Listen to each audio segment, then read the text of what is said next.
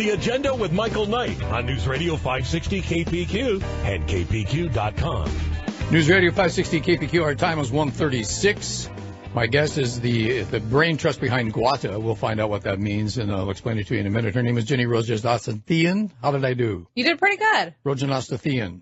Yes. Okay, good. You're doing great. If you know her husband, he's the guy that runs a Thai restaurant. That's how come she has that wonderful last name, and they are features of our town. So let's go have lunch, and then we'll discuss how you spell your last name, or not spell it, at least pronounce it. Anyway, thanks for being here. You're the woman and the brains and the energy behind GWATA, which stands for Greater Wenatchee Area Technology Alliance. Now, I'm just getting to know all of the elements and the outreach of your organization, but you've been very busy for the past couple of days. You've been incubating people in town. You've been bringing the great and the near great to town to talk about Wenatchee's footprint in terms of broadband and what that means for the future. You should be very proud of yourself. You've become quite a feature in this town, quite a figure of the power elite, and you're showing people the direction to the future, and I like that. Well, I appreciate the compliments, but I consider myself very lucky. GWATA has been a nonprofit serving North Central Washington since 1999, and we've had a lot of volunteer board of directors and advisors who laid the foundation for us to really serve and grow. And now in 2018, as we have more resources, staffing, we're really able to execute that mission that so many people laid in years past. So we're excited about the fact that we're more active than we've ever been. Over the last 3 years, we've grown from 10 events a year to over 25, along with partnering. As you mentioned, we partnered with the governor's office last week to host an event in town. So we're just really honored and privileged to serve this community. Well, the future that we keep talking about seems to be heading toward us now. It seems like we can actually see it coming through the tunnel towards us. And what's it look like for Wenatchee? We don't know the exact nature of our future because no one does.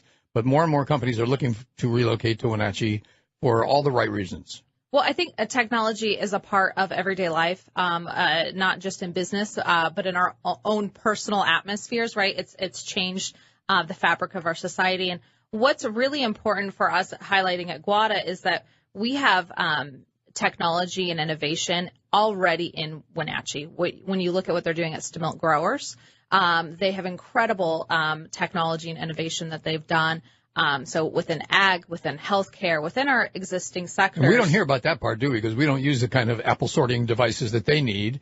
If we just don't sort apples at home. Well, right, exactly. But everybody has a computer. Everyone has a computer, and so we worked for many years to really build a technology community that allows us, as you mentioned, to attract new emerging technology companies, software. We're excited to see software companies landing into Wenatchee, but it's always important for us to highlight the fact that it's already existed in our community. We have high-wage jobs in STEM fields. You look at what they're doing at Chelan PUD. You talk about technology to run our hydropower systems. So we're really passionate about not only attracting entrepreneurs and technology resources into Wenatchee, but highlighting what's already here. And that's a big part of the Innovator Awards. It's really important also because we were talking about just the broadband outlay in the state. It's not equal. It's not everywhere. Everyone goes home, flips on their phone. They have a computer in their hand. They're used to it. But the broadband outlay here is something that we should be proud of because they had the vision to know that it was needed. Absolutely. When Governor Inslee was in town, part of the reason he chose Chelan County and met with us here in Wenatchee was because we're a real success story for what they can do in other rural parts of the state. The fact that our PUDs and our ISP providers, our local tel, stepped in and to develop this infrastructure is incredible, and we're very fortunate. It's a competitive advantage. It's why we could be successful in business here. It makes our personal lives better. And you're right, we're now kind of accustomed to it, but it's very much not that way across the state. So the governor was here in town, and GWATA was happy to highlight some of those success stories. I know you've brought them on air, Subsplash and Pet Hub, and companies that are coming here because we have fiber. It's fun to talk to someone who's maybe been doing their startup for like 10 years, which is normal. Right, absolutely. And they're still thoroughly excited and dedicated to their work, and you pick up on their excitement and their energy, and it's all about this thing that they made up, that they started and ran until they were exhausted, and then they really had to get down to work. After the exhaustion, then the real work kicks in. Well, we're really lucky to live in a world full of entrepreneurs and innovators, right? We need those pioneering individuals who take the risk to create something new and to persevere, as you mentioned, because it's not often that a company grows successful in 1 year. Wouldn't it be nice to give awards to innovative people like that? I know, that's right. Why don't you think about that? Well, funny you should say that, because we're excited to be here on air today with you today to talk about the Innovator Awards Luncheon. It's an event that GWATA started at our foundation back in 2000. And so this is going to be our 18th Innovator Award Luncheon. We recognize entrepreneurs. We recognize tech-savvy businesses. And since 2012, we've also inputted a new awards category around education. So STEM educators and recognizing students. So we offer 5 awards at the Innovator Awards Luncheon, 2 again in business and 3 around education, where we can highlight and recognize those people right here in North Central Washington who are pioneers. And when's this event going to be? So the luncheon is in the fall, so you've got a lot of time to put September 26th on your calendar. It's going to be at the Convention Center and is presented by People's Bank, Stemelt Growers, GWATA, and Microsoft. But what we're really promoting right now is the nominations for these 5 award categories come from community submissions. So now until July 13th, we are looking for people to nominate individuals and businesses in our community in our 5 award areas. As far as the geography, this is in Chelan, Douglas, Grant, and Okanagan counties, so throughout North Central Washington. That's why it's the Greater Wenatchee. That's right. That's right. Exactly. So we actually cover 4 county areas, but because of our location in Wenatchee and the event facilities, a lot of times our events are right here in town. So do you want just average citizens to make nominations? Absolutely. We want, this community is aware of things going on inside of business or schools that we may not be. So there's, I was at an event yesterday and I asked the group to raise their hand if they knew a student in the community. It doesn't have to be their student, their child. Everyone knows or is connected to students who are doing incredible things, and we want to hear those stories. We want to hear stories of students who are excelling in technology. So if you know a student who was really a pioneer, they could be in 5th grade, they could be a senior. We want to hear those stories and have those submissions. We also have a lot of innovative companies, and as you mentioned a moment ago, we don't always see that innovation because it's inside of that sector, inside of that community, whether it's agriculture or healthcare. So for those who are working at an employer who's maybe used technology to transform the way they do business, has brought in some innovative tech, we want to hear about that. For our innovative tech business, it doesn't have to be a technology company. It's looking at how companies are using technology to transform their organization. And the creative aspect of being an innovative leader, an innovative thinker, an innovative job starter, or an innovative job maker. Absolutely. So we've had entrepreneurs in the past. I'll just highlight a couple. CrunchPack was our Entrepreneur of the Year in 2014, and Biosports Physical Therapy was our tech-savvy business.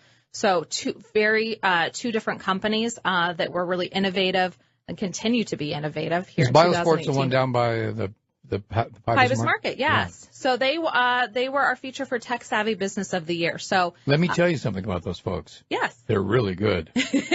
They're really good. It's a great company. I'm in a physical therapy regimen down there. Are you? And they're really helping me. I just off my hat. I'm in a lot less pain, and I can just tell you that they know their business. I'm so glad to hear that. Yes, they're a fantastic company. Do your physical therapy. Do your rehab. I'm telling you last time. Don't skip that step, the rehabilitation. Do not skip any steps. Yeah, absolutely. So that's probably a company that you wouldn't have thought just off the cuff for utilizing technology. So there's a lot of examples out there. We've had production companies win the Tech Savvy Business Award. Packet Right, Go Lake Chelan for the work that they had done. So there's been a variety of different industries recognized in this category, which you can see online on our Innovator Hall of Fame. So let's take Innovative Tech Business of the Year. What sort of company do you think would be available to that, and what should they have done to earn a nomination? So with innovative tech business, kind of going back to what we spoke about a minute ago, it's about applying a new technology to technology. It doesn't have to be new as in it was created in 2018, but maybe new to that industry, new to that company. It's about them transforming their organization through the use of technology, whether that's to be more lean and create efficiency, whether that's to help produce in sales, whether that's to grow the organization. So there's a variety of ways people use technology to enhance their business operations. And so we're looking for stories of where companies were really kind of groundbreaking in their area, applying technology to grow. And, of course, these are locally rooted companies. So what we're looking for is not maybe national chain or corporations. Right. We're looking for innovators who are based in one of those 4 counties, recognizing those entrepreneurs that come from here. Excellent. And this is going to be, well, besides the Entrepreneur of the Year and the Innovative Tech Business of the Year award, which I just mentioned, the last 3 are for education. And I find this interesting because I didn't realize until the governor spoke the other day that without a broadband connection to a school, those kids are not in the 21st century.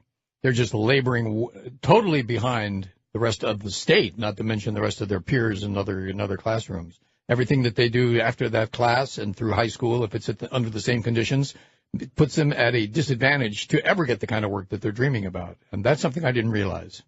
Yes, when you think about the importance of having connectivity in education, it's huge. It really further puts the disparity between the haves and the have-nots. If students rely on using the internet to do their homework, to complete their studies, and so if they go home at the end of the day and they cannot connect, you're absolutely right. It puts them behind, and it further creates a gap in the education. So it is important to have connectivity for students. It's the way things are moving in the future. When you think about it in terms of a textbook, you wouldn't equip just half of your class with textbooks and the other half without. And, the internet's really that dire of a need in terms of education. Source for everything. Yes. You got to Google it before you know what it is. Yes, and I heard someone recently talk about access in terms of what we need as far as just basic necessities, power to a house. Right. It's now an essential item as well. Now, the STEM Educator of the Year is something that I've dabbled in, had a few of the educators on who have been award winners. But the people who do science, technology, engineering, and math in the schools and those special education groupings are really remarkable, and they've had such good success. They have, and I get asked this question a lot, so I'd love to highlight for a minute. STEM is about applying those 4 disciplines simultaneously. So they've always taught science and math in schools, but it's about taking it's an approach to learning and project-based approach, which also connects kids into the real world, into careers, into real-world problems. And so we're looking for STEM educators who are really transforming their classroom by bringing project-based learning to impact kids. So you think about when you design a bridge, right? That brings in science, technology, engineering, and math. And it also teaches students how to problem solve because they have to figure out how to engineer that, what happens when they have a failure, how to work in teams. So STEM is also a way for students to get that career connection and to learn how to work together. You hear a lot of complaints about kids not having the soft skills to work in teams or to be approachable, and so I think this helps also work on the soft skills. We just had the robot makers in from school. They're all STEM graduates and STEM aficionados, and they went to Louisville, Kentucky for the World Robot Championships, and what they did was they gave them a robot that didn't work or a robot that had to be changed. So the team, based on all of its success in the past, had to gather, assess the problem, rebuild it, fix it, and make it work again, and they did it and won a national award for it, which is the type of problem solving you would not expect of sixth graders or fifth graders. But they were all over it. They didn't even pause and say, we can't do this. I mean, It never entered their mind that they weren't going to win. Right. They just blew me away. They were so full of self-confidence, and they were smart as can be. Absolutely. We've got some outstanding students in our community, and every time I'm definitely not the expert in education, but every time we set up something for them, I'm consistently impressed of how much above and beyond they go. So we're really proud of our local students. We're talking about the Innovation Awards coming up and also other work that the Greater Wenatchee Association of Technological Acrobats. Greater Wenatchee Area Technology Alliance. That's I know what it's a long one. We're right back. You're The Agenda with Michael Knight on News Radio 560 KPQ and KPQ.com. News Radio 560 KPQ. Yes, that's where we are right now. It's 1:54 in the afternoon. The Innovation Awards by GWATA. That's our topic this afternoon. And Jenny Rojanasthein is our guest. I think that's her name. God, Jenny, your name gets me. Rojanasthein. Rojanasthein. It's a hard last name, but I appreciate you always try. I'm getting better. Rojanasthein. There you go. Well, anyway, where were we? We were at the awards. One more time for people thinking that someone that they know should be nominated for these annual Innovative Awards. Yeah, absolutely. So on September 26th, we will be hosting the 18th Annual Innovator Awards Luncheon. And during the luncheon, we recognize innovators in the following award categories. Entrepreneur of the Year, Innovative Tech Business of the Year, a STEM Educator of the Year, Future Technology Leader, which is a K-12 student, and a Problem-Solving Innovator, which is a post-secondary student attending a college, university, or trade school. So 5 awards. Those nominations are open from now until July 13th, and all of the nominees come from community nominations.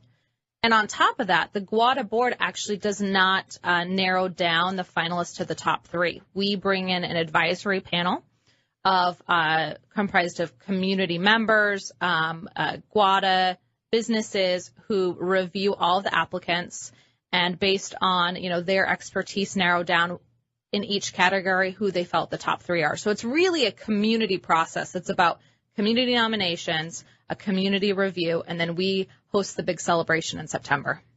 If someone is a business person in this town and they're already a member of the Chamber of Commerce or thinking about becoming a member of the Chamber of Commerce, they should really join GWATA too, only because if you want to know about the community and what's coming and who's hot and who's not, that's one way to find out. And plus, you're moving so fast, it seems to me, that if they can keep up with you barely, then maybe they can keep up with developments in their own town.